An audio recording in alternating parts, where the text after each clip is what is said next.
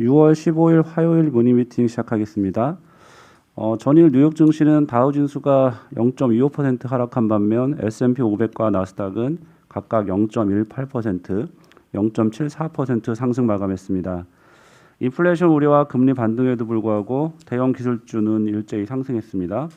알파벳과 마이크로소프트, 애플, 아마존, 페이스북 주가는 1에서 2% 안팎 올랐습니다.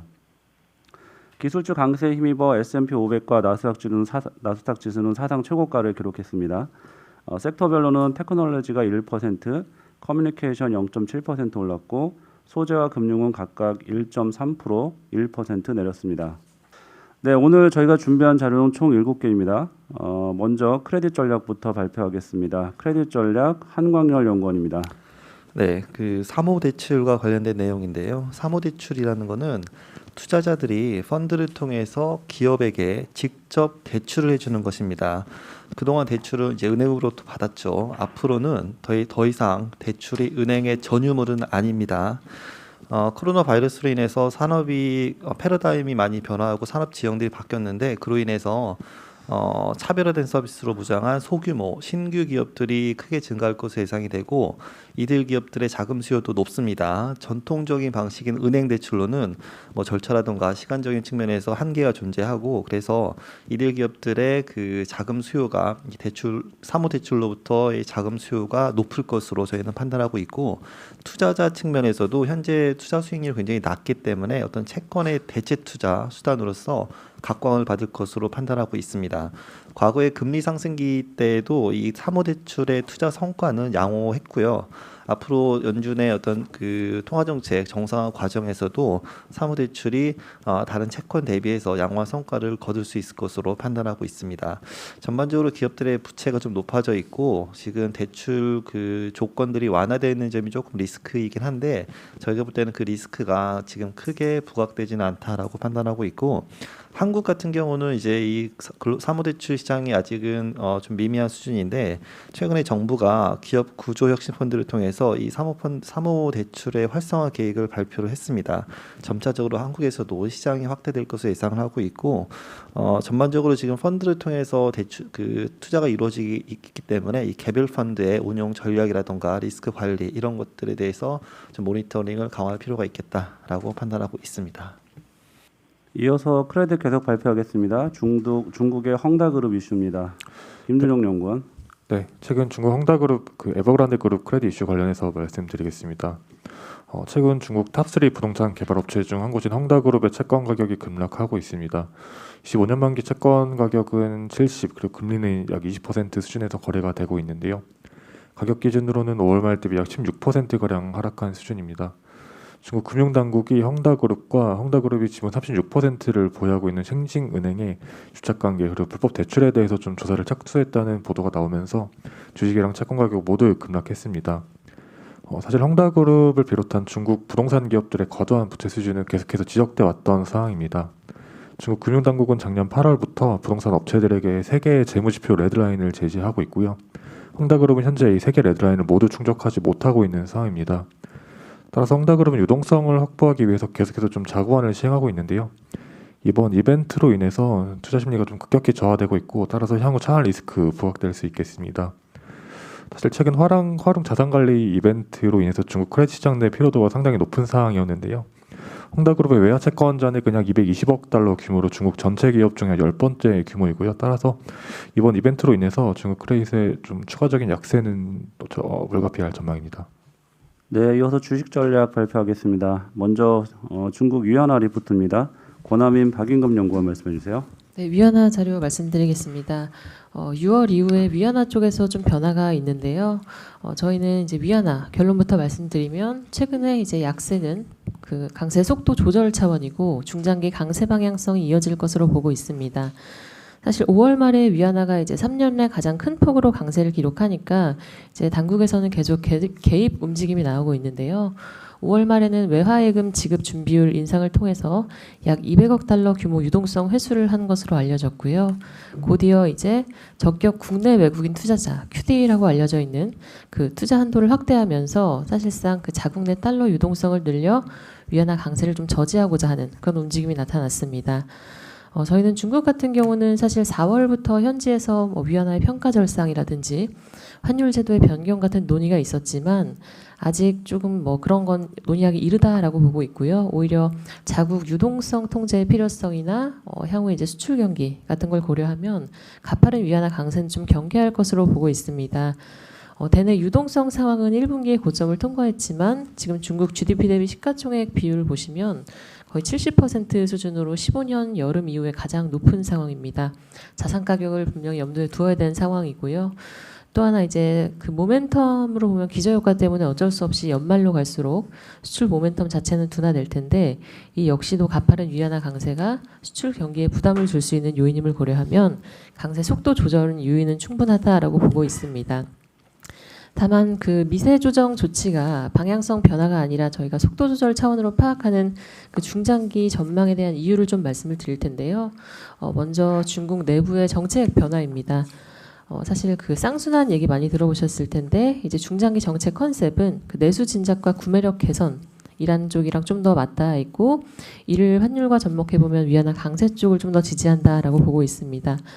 두 번째로는 이제 많이들 아시는 미중 갈등 쪽이지만 2018년 그림과는 좀 다르게 관세나 환율 전쟁 그 움직임이 아니라 오히려 지금 대미 수출이 굉장히 견조하고 그렇기 때문에 이제 외국인의 중국 보유 채권 증가율도 전년 대비 50% 수준에 육박한 상황입니다. 달라진 그 싸움의 양상이 견조한 펀더멘탈과 수급을 지지할 것으로 보고 있고요. 조금 더 중장기적으로 중국의 구조적인 변화가 있는데 이건 저희 박인금 연구원이 바로 이어 말씀드리겠습니다. 중장기적으로는 중국 산업 구조 효율화, 유한화 자산 매료도 상승으로 이어질 가능성이 높습니다. 우선 2013년에서 2016년 디플레이션 국면과 산업 조정 주기를 거친 이후 2017년부터 중국 제조업 효율이 제고되고 있습니다. 특히 국유 기업의 비중이 높은 업종에서는 공급 측 개혁 이후 영업이율이 높아졌고 기업의 수가 종업원 수가 감소했습니다. 전체 경제에서 국유 기업의 비중이 하락했다는 점은 그 자체로 생산성과 효율성을 높이는 데에 유리한 환경이 조성되었음을 의미합니다. 아울러 기술 혁신과 디지털화가 중국의 제조업 효율 향상에 결정적인 역할을 했습니다. 하이테크와 고부가가치 업종이 빠르게 성장했고 점유율이 높아지면서 제조업 전반이 고도화 과정을 겪었습니다. 중국은 5G와 안면 인식 기술에서도 주요국 중에 선두를 달리고 있습니다. 향후 중국 제조업 고도화 우위는 더욱 뚜렷해질 전망입니다. 마지막으로 디지털 경제 시대에 중국 서비스업 생산성도 큰 도약을 이뤘습니다. 전자상거래의 경우 GDP 대비 비중은 2011년 5%에서 2019년 14%로 상승했습니다. 전자상거래 외에 중국의 디지털화 진행률도 여타 국가와 비교해서 현저히 높습니다. 전자결제 침투율, 물류업 등의 성장도 이와 같은 추세를 뒷받침하고 있습니다. 서비스업의 생산성 향상은 전방위적인 생산과 사회적 분업을 추진하며 따라서 사회 총효율을 더욱 향상시킬 것입니다. 결론적으로 제조업과 서비스업의 효율화, 내수 진작과 구매력 개선으로 핵심으로 쌍순환 정책 등으로 봤을 때는 위안화의 중장기 방향성은 강세로 저희가 전망하고 있습니다. 이상입니다. 예, 저희 위안화와 원화의 상관계수가 상당히 높은 걸로 아는데 그 최근의 그 가파른 위안화 강세는 지금 원화에 지금 어떤 영향을 주고 있는 상황이고 앞으로 저희 원화는 또 어떤 그 궤적으로 좀 움직일 수 있을지 설명 좀 부탁드리겠습니다. 네, 원달러 환율 중심으로 말씀 주셨는데요. 사실 그 기존에 보시면 최근에 이제 원화 같은 경우가 달러 지수나 혹은 국내 주식시장 외국인 순매수 이제 평균 금액 이런 대외적인 변수랑 같이 움직였다가 5월 말 이후에 위안화와의 상관계수가 0.85 이상으로 높아졌습니다. 중국 당국의 속도 조절 나타나면서 원달러 환율도 지금 소폭 위로 방향을 틀었지만 저희는 말씀드렸듯이 이게 이제 방향성의 문제가 아니다라고 보고 있고요. 달러 약세 전망하에서 3분기 원달러 환율은 추가 하락, 그러니까 원화 강세 보고 있고요. 3분기 평균 1,070원 정도로 제시드리고 있습니다. 이후에 4분기 넘어가면서 이제 그 연준 그 총자산 증가율의 고점 통과 시기, 유동성 통과 시기가 4분기로 저희가 전망을 하고 있어서 해당 시기 테이퍼링 이슈와 맞물려서 원달러 환율 기준 소폭 올라가는 그림 보고 있어서 4분기 평균 1,110원 정도로 봐주시면 될 것 같습니다. 네, 박용건이 앞서서 그 헝다그룹 이슈 리포트가 있었는데 그 주식시장 영향 어떨지 말씀 부탁드립니다. 네, 헝다그룹이 비롯해서 중국 부동산 관련 기업들이 사실 작년 중기부터 지금까지 크레딧 이슈 계속 나오고 있습니다. 사실 얘는 중장기적으로 중국 정부의 이런 구조조정의 조짐이 좀 보일 수 있는 이런 이벤트라고 볼 수 있고, 근데 이런 기업들이 해외 달러채 위주로 지금 유동성 쪽에 문제 많이 생기고 있어서 사실 주식시장 움직임이 별로 큰 영향을 미치지 못할 거로 보고 있거든요. 보시면 이런 크레딧 이슈 나올 때마다 크레딧 시장 약세를 보였지만 주식시장에 주시는 영향이 상당히 제한적이고, 관련 기업이 상장사일 경우에는 하루 이틀 정도 단기적인 주식의 가격이 변동성이 있을 수 있겠으나, 그래서 크게는 시장 전체로 봤을 때는 큰 영향이 미칠 이슈는 아니다. 오히려 중장기적으로 중국 부채 축소에 초점을 둔다면 중국 주식시장, 중국 연화 자산 관련 매력도 높일 수 있는 요인이라고 보고 있습니다. 네, 수고하셨습니다. 이어서 일본 주식시장 전략입니다. 박주선 연구원. 네, 일본 말씀드리겠습니다. 최근 일본 같은 경우에는 한국의 상황과는 다르게 주식형 공모펀드에 6개월 연속으로 자금이 좀 유입이 되고 있습니다. 일본 같은 경우에는 주식 거래제도의 특성으로 인해서 개인 투자자들이 펀드에 대한 의존도가 상대적으로 높은 편인데요. 최근에 주식형 펀드의 자금 유입은 대부분 해외 주식형 펀드입니다. 투자자들이 이제 포트폴리오 다변화 목적도 있겠지만 사실 해외 주식 직접 투자의 어려움도 좀 복합적으로 작용한 결과로 보고 있고요. 일본에서 유행 중인 해외 펀드는 주로 미국 성장주 펀드입니다. 피델리티와 같은 미국 운용사의 재간접 펀드도 많지만 니코 자산을 비롯한 일본 로컬 운용사들이 직접 운용하는 펀드들이 성과도 우수하고 투자자들에게도 인기가 많은 상황입니다. 우리나라 같은 경우에는 해외 주식형 펀드가 외국 운용사의 소수의 재간접형 펀드에 좀 쏠리고 있다는 점에서 차이가 있겠고요. 물론 일본 운용업계 역시도 인력이라던가 시스템 운영에 어려움이 있지만 개인들의 해외 펀드에 대한 관심이 높아지면서 직접 운용하는 해외 주식형 펀드 규모도 좀 커지고 있는 상황입니다. 최근 일본 정부도 외국인 펀드 매니저에 대한 영주권 취득 요건을 완화하면서 운용사들의 직접 운용 확대를 좀 지원을 하고 있는 상황이고요. 제도적 차이를 좀 감안해야겠지만 국내의 시사점으로 본다면 최근 주식형 펀드의 자금 유입이 국내도 좀 이어지고 있고, 지난해 대비 올해 성과 내기가 어려워진 서학 개미가 늘어나고 있어서 해외 주식형 펀드에 대한 관심이 커질 수 있는 여건은 마련되고 있다라고 좀 보여집니다. 이상입니다. 뒤쪽에 일본 주식 종목 중에 하스톡이 있는데 이것도 같이 좀 설명을 해주시면 좋을 것 같아요. 네, 최근에 국내 투자자들이 많이 순매수하는 일본 기업들과 52주 신고가를 돌파한 특징주들을 함께 정리했는데요. 최근 한국인들은 지홀딩스와 같은 일본 대표 인터넷 기업들에 대해서 저가 매수세를 수개월 동안 이어오고 있는 상황이고, 또 일본 내에서도 일본제철이라던가 이러한 경기에 민감한 업종 내 주요 기업들에 대해서도 국내 투자자들이 관심이 많은 상황입니다. 특징주로는 아나홀딩스가 있는데요. 국내 대한항공과 비교할 수 있는 일본 제1의 항공사입니다.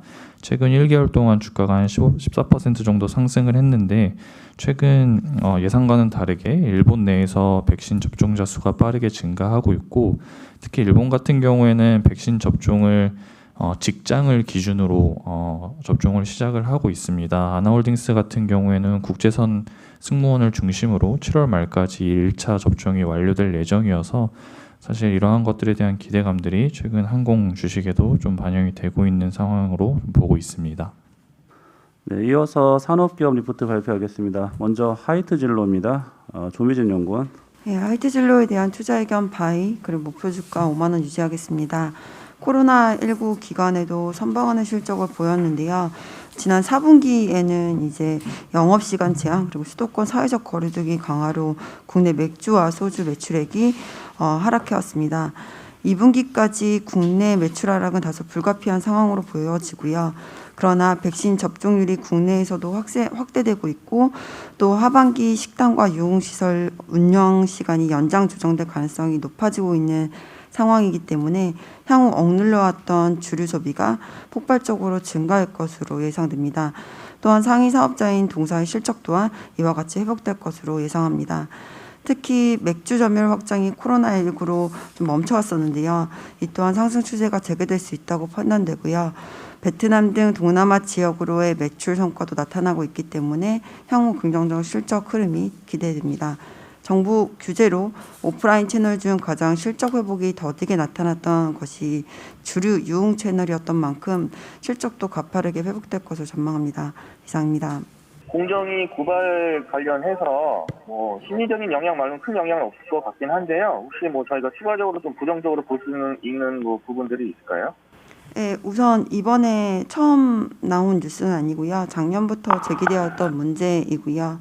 과거 공시 정정 기재 중에 있고요. 그리고 공정위에서만 문제가 있는 것으로 공정위에서 문제가 있는 것으로 판결되더라도 오너 개인의 이슈이고 회사 손익에는 영향이 없는 것으로 판단하고 있습니다.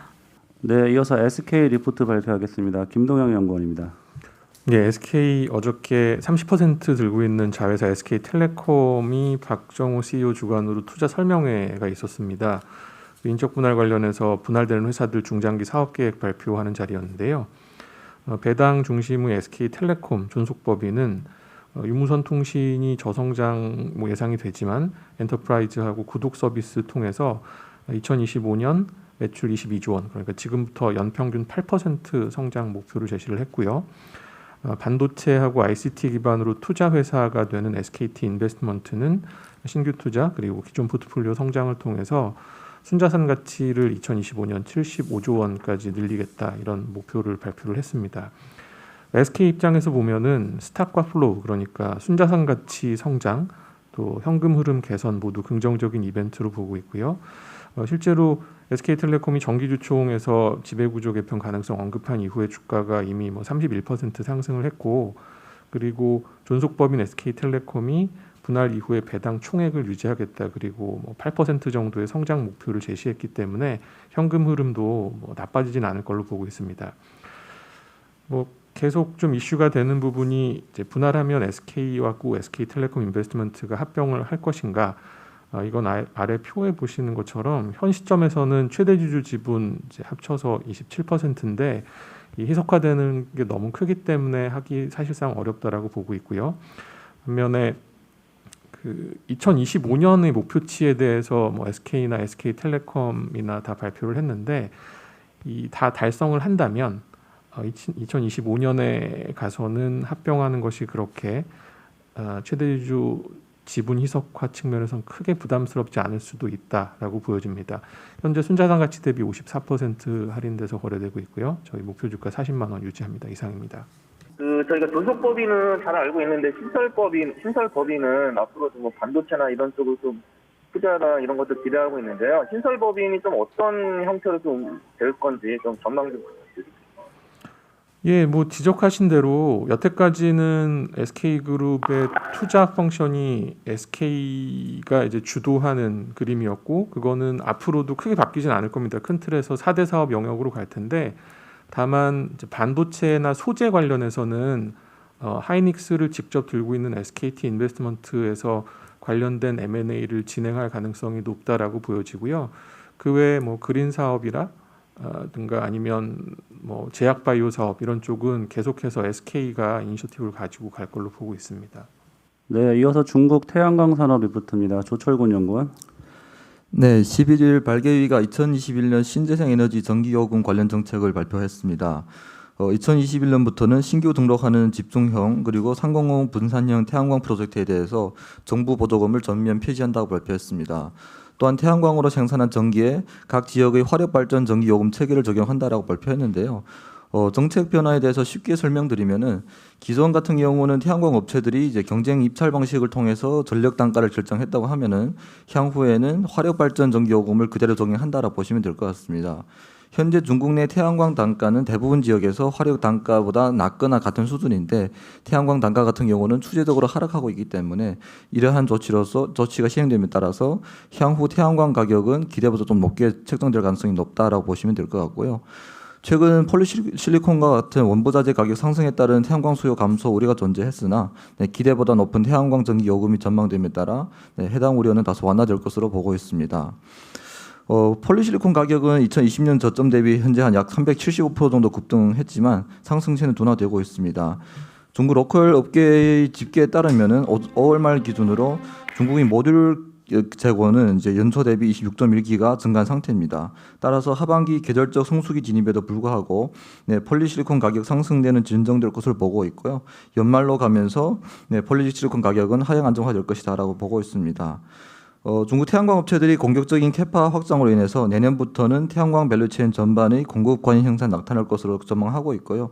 수급 개선과 이제 차세대 기술 도입에 따른 원가 절감으로 태양광 업종은 다시 단가 하락 사이클에 진입할 것으로 전망하고 있습니다. 이상입니다. 네, 이상으로 모닝 미팅 마치겠습니다.